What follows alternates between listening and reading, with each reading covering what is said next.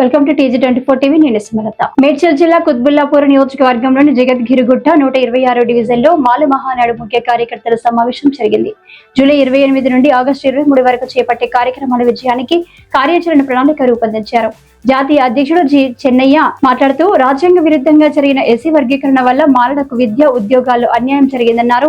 Group 3లో మాలలతో పాటు 25 కులాలకు కూడా నష్టమవుతుందని రోస్టర్ విధానాన్ని సవరించాలని డిమాండ్ చేశారు. రాష్ట్ర అధ్యక్షుడు బూర్గుల వెంకటేశ్వర్లు మాట్లాడుతూ మాలల హక్కుల కోసం రాజ్యాంగ పోరాటం చేయాల్సిన అవసరం ఉందన్నారు.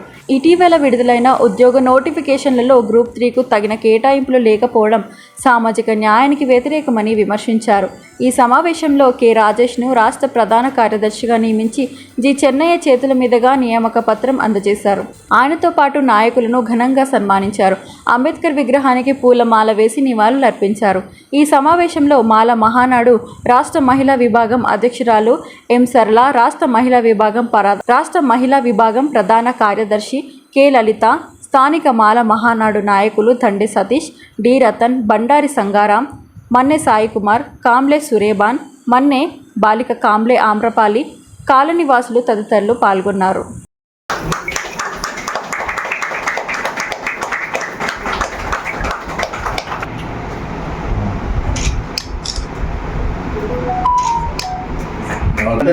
ఉద్యమాలు చేయాలి, అందరికి న్యాయం జరిపియాలి. ఏదే కానీ లోకల్లో కానీ క్యాస్ట్ సర్టిఫికెట్ కానీ ఏది కానీ నీ చేతనైనా కానీ చేయి, చేత కానప్పుడు నేను దుక్కుతా. నా చేత కాకపోతే హైకమాండ్ ఉంది. ఓకే, మన రాజేష్ అన్న వ్యక్తికి రాష్ట్ర జనరల్ సెక్రటరీ ఇస్తున్నాం. ఎందుకంటే మాలలను చైతన్యం చేసి ఈడ 23 బస్తీలు ఉన్నాయి.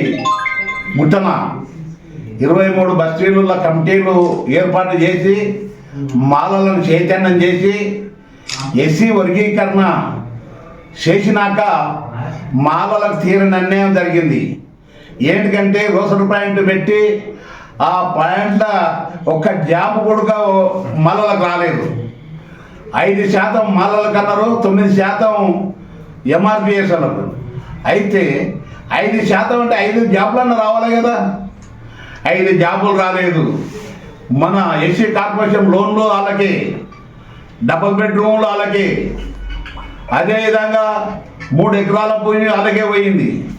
గురుకుల పాఠశాలలో ఒక్క మాలోనికి ఒక్క సీటు మా పిల్లలు రోడ్ల పట్టు తిరుగుతున్నారు, గవర్నమెంట్ స్కూల్లో వేస్తున్నారు.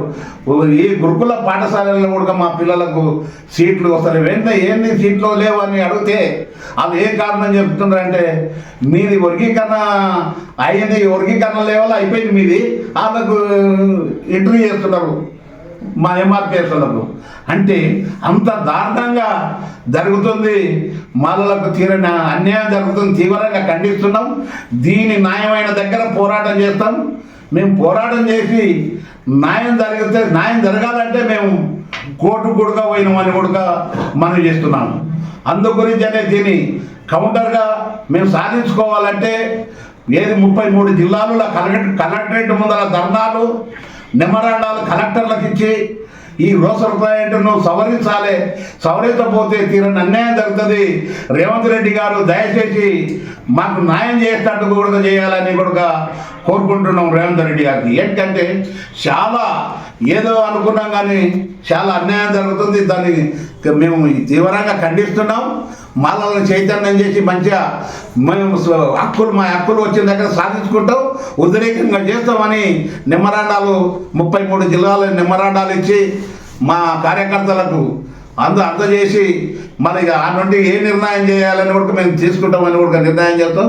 మా బుర్గుల వెంకటేష్ గారు మాట్లాడతాడు, తెలంగాణ అధ్యక్షుడు. ఆ టైంలో జరిగిన అమరవీరులతో పాటు తెలంగాణ ఉద్యమంలో అసులు పోసిన అమరులందరికీ కూడా ఘన నివాళులు అర్పిస్తూ ఆగస్టు 11వ తారీఖున మాల అమరవీరుల సంస్మరణల సభలను జిల్లాలలో, మండలాల కేంద్రాల్లో ఘనంగా నిర్వహించాలని కూడా మేము పేర్కొనడం జరిగింది.